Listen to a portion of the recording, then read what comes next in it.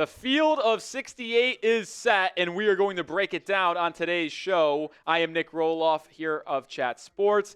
We have a lot of things to talk about, bubble, drama, overall number one seeds, and we'll go bracket through bracket, region through region, and give some thoughts alongside Tyler Smith. But we're going to start with what happened on the bubble. In an absolute stunning fashion, the committee went with the national programs. North Carolina, despite having a terrible resume, 1-12 in quad one opportunities, they are the last team in. They were playing in Dayton in the first four. They were playing they're playing San Diego State, the Aztecs from the Mountain West. They were the first team to miss out on a bye. And then you had the Xavier Musketeers from the Big East and the Texas Longhorns in an absolute stunner. The SEC gets another team in. Texas and Xavier will be playing in Dayton. And then the first four out, West Virginia, who many bracketologists, not that I will consider myself one of them, had as a field lock, almost as a 10 seed. They miss it. They're the first team out. The Big Ten don't get a couple squads in. Indiana and Ohio State both missed the tournament. And then a team that Smitty and I, who we'll talk about with in just a second, Boise State had as in the field, weren't even close, the fourth team out of the tournament. I am stunned by North Carolina and Texas both going in, and I want to get your thoughts down in the comment section. Who is your biggest snub from the bracket? I know during our live show, a lot of people said West Virginia. I would agree with that, but I would also argue that Boise State deserved to get in more over Indiana, more over North Carolina, and definitely over Texas. All right, with that being said, let's get into the regions. We're actually going to start in the East with the number 2 overall seed, number 1 seed, though, for the Duke Blue Devils, the ACC champions. They'll be taking on the winner of American and Mount St. Mary's. Mississippi State and Baylor in the 8-9, and an intriguing matchup here in the 4 and 5 seeds, Oregon, Liberty, Arizona, Akron. The bottom of this bracket, BYU, VCU, Wisconsin, Montana, St. Mary's, Vanderbilt, and Alabama, Robert Morris. There are a lot of different fascinating quadrants in this East region. Smitty and I both believe this is the region of death, if you will. That BYU-VCU game is awesome. Winner of that game, both Smith and I believe will beat Wisconsin. But then you also got that Oregon and the Arizona 4-5 quadrant. And Smitty, I actually want to bring you on to talk about that quadrant. Oregon, Liberty, Arizona, and Akron. Those two teams, Arizona, Oregon, hot right now. If they get to the Sweet 16, either one of them, do they have a chance to take on and beat the Duke Blue Devils? Listen, I mean, they have the Duke Blue Devils boogeyman, if we're talking about the Arizona Wildcats right now, in Caleb Love. They, I believe, matched up earlier in the season. Duke obviously got the win. But these teams are very well coached. You even think about a team like Akron, who's super well coached. He's been there forever. Oregon, Dana Altman, you could pencil him in for a tournament win plus every single season as the most wins in the month of March since 2010-11. Like, he's a big game coach. And you know what? For the Duke team is coached by a young guy in John Shire, who has been ascending over the past couple seasons. Sweet 16 appearance, Elite 8 appearance, has yet to make a Final Four yet. These teams who have veteran experience and veteran coaching can give them a big-time punch, especially if Cooper Flagg isn't 100%. And before we move over to the South region, let's talk quickly about that VCU, BYU kind of quadrant there against Wisconsin, Montana.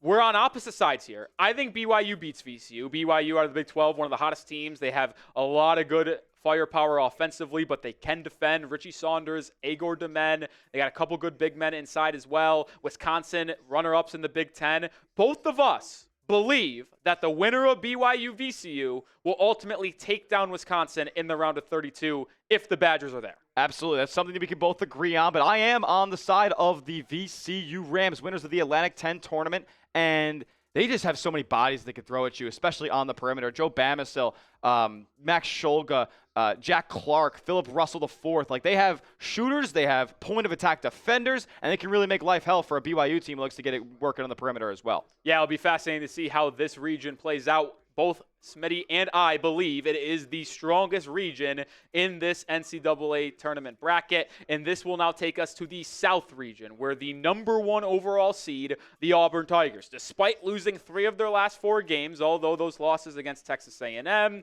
Alabama, and Tennessee, a 2, 2, and 4 seed in the tournament, they still keep the number 1 overall spot. Louisville, underseeded in my opinion as an 8, but they will take on Creighton Blue Jays, and then another really good quadrant here in the 4-5 world.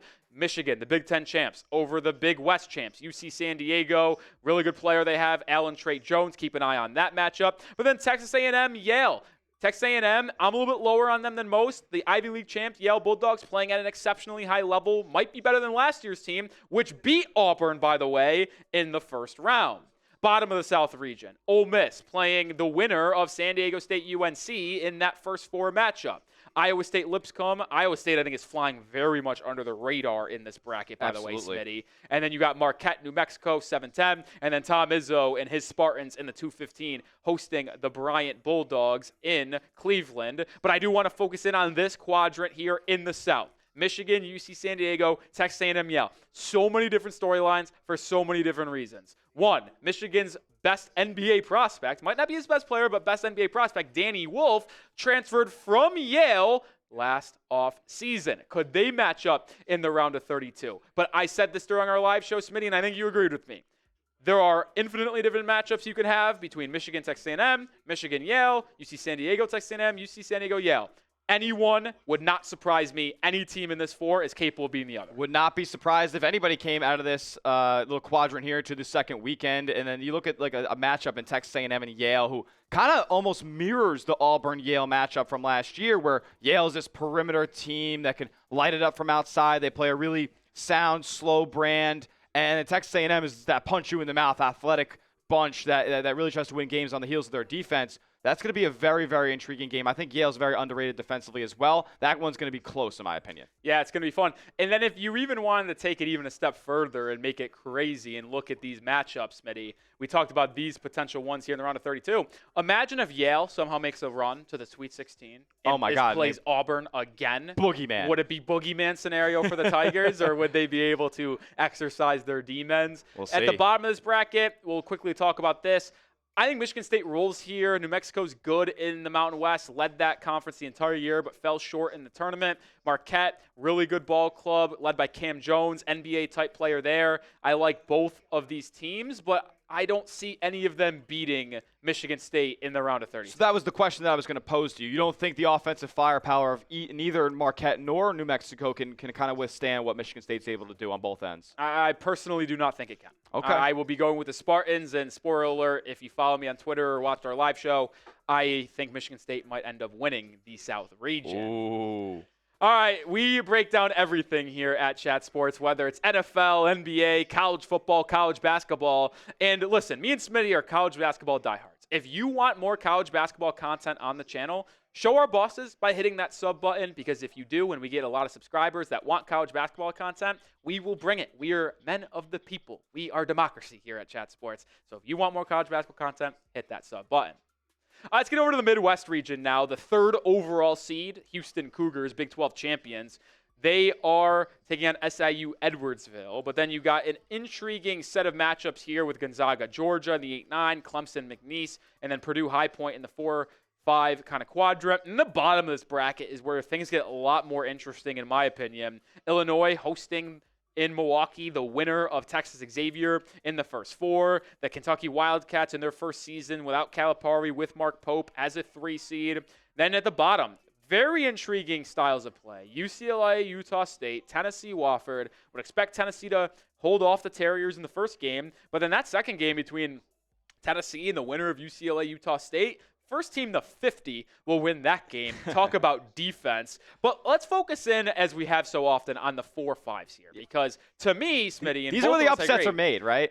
Clemson and Purdue, we are both low on them. Yes. And we both see McNeese potentially beating Clemson, but also winning in the round of 32 to be that vaunted double-digit seed that makes it to the second round. Every single year you see a double-digit seed make it to the Sweet 16 plus, and McNeese, who got kind of bullied and ran out of the gym by the Gonzaga Bulldogs last year. They match up with a Clemson team who made it all the way to the Elite 8, so you kind of have a little bit of oh, this team's got a little bit of fire that they want to exercise their demons of getting out of this round of 64, and another team who is wanting to build upon making it very far, being minutes away from making the Final Four in uncharted territory for Clemson. I could see McNeese pulling the upset here, a very physical bunch. Yeah, and I think early thoughts, I am going to pick McNeese to the Sweet 16. I mean, I just am. I'm low on Purdue. I thought they got overseeded here. I thought they could have been on the 6th line, yet they're a 4 seed. Very popular upset pick in 2024, McNeese was, but maybe everybody was just a year early. I think that could be the case.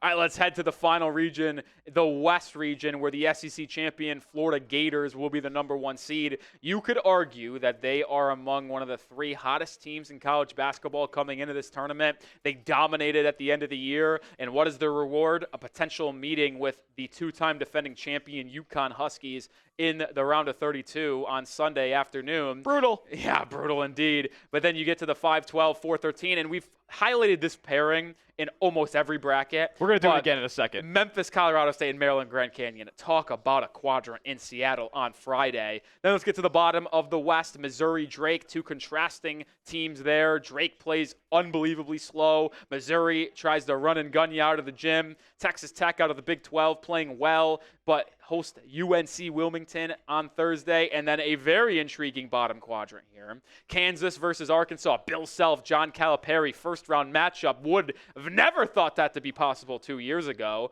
And the winner of that game could be playing the Big East champion and Rick Pitino. Talk about a coaching quadrant in Providence. The Big East champs, they are 30-4 in his 2nd season. But we're going to go right back to that 4-5 pairing because I am very high on Maryland. I am very high on Colorado State, the Mountain West champion, who have Nick Clifford, one of my favorite players in this entire tournament.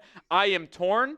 I think Maryland could go on a run. I think Colorado State could be a double-digit seed that makes the 2nd weekend here. What a quadrant we have in Seattle. PJ Haggerty, Nick Clifford. We have pro-level talent on both sides of this matchup. And then Derek Queen, who's going to be a first-round pick. Tyon Grant Foster has been one of the best players in mid-major college basketball over the last couple of seasons. There is star power in this quadrant. And like we said with a couple other of these 4, 5, 12, 13 ordeals earlier, I wouldn't be surprised if any of these teams came out here. Yeah, and both of us have kind of been hinting at the chance that we believe Kevin Willard and these Maryland Terrapins, who have been one of the most statistically dominant starting 5 lineups with Julian Reese, with Derek Queen, with Rice. They have good guard play. They have good front court. The only thing that is questionable about Maryland is their depth, but if they can stay healthy and stay out of foul trouble, it is going to be hard to beat Maryland in a 1-game setting. Absolutely. This region really has some of the most intriguing matchups in the round of 64 when you look at Missouri and Drake as well in their 6-11 game. 2 contrasting styles. Missouri up and down, run and gun. Drake use a lot of the shot clock, get good shots down the stretch as it's expiring, and they can hit it from outside as well, play defense at an elite level on all levels. I mean, shout out Ryan Hammer and the trapezoid of excellence, but if you look at that chart, which will tell you what teams are most likely to go on a run in this tournament, Drake is in a category of their own of how slow they play.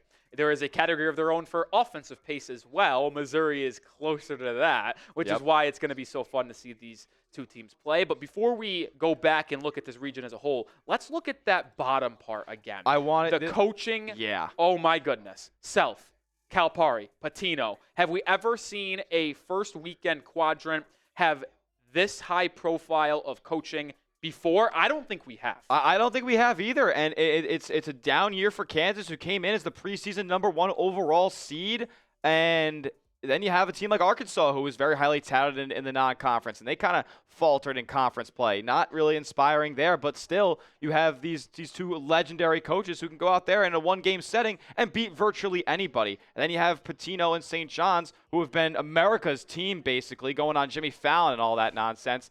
And you know, they're going to kind of get screwed here, not necessarily running into a super talented roster, whether it be Kansas or Arkansas, but an elite coaching matchup. And I think Kansas, if they were to match up with St. John's, it would be a very, very close game. Yeah, this will be a good second game for sure, whether it's Arkansas St. John's, whether it's Kansas St. John's, hoping that Rick Pitino's crew can not get upset by Omaha there just so we get to see it in there. So that's it. We'll run through the bracket one last time. Very quickly, in the South, Auburn, number 1 overall seed. Bottom here in this bracket is Michigan State is the 2, Iowa State is the 3, which I'll say it again, I don't think they're getting talked about enough. But either way, over to the East, Duke as the number 1 overall seed. Alabama, Nate Oates, the number 2 overall seed, looking to get back to the Final Four after making it for the first time in program history last season. Wisconsin is the 3. Houston, the 1 seed in the Midwest. Not a lot of action here up top. I expect Houston to cruise. At the bottom is where it gets interesting with Kentucky, Tennessee, Illinois, Texas, Xavier.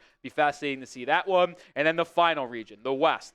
Florida, SEC champs. Maryland, Memphis. 4-5. Fascinating. Bottom, the coaching on display with McCollum, Self, Calipari, Mattino. Be fun to see who comes out of the bottom of the West. But as we've run through the bracket now multiple times, I want to get everyone's thoughts.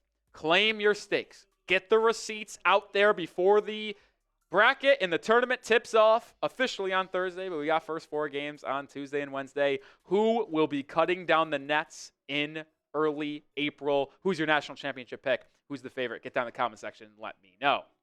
And make sure you are subscribed to the channel because like I said earlier, you subscribe, more college basketball content could be coming on the way, including potential live streams for the March Madness games. Day 1, Day 2, Final 4, all potentially in the cards if you guys show us that you want more college basketball content. So do it. Hit that sub button.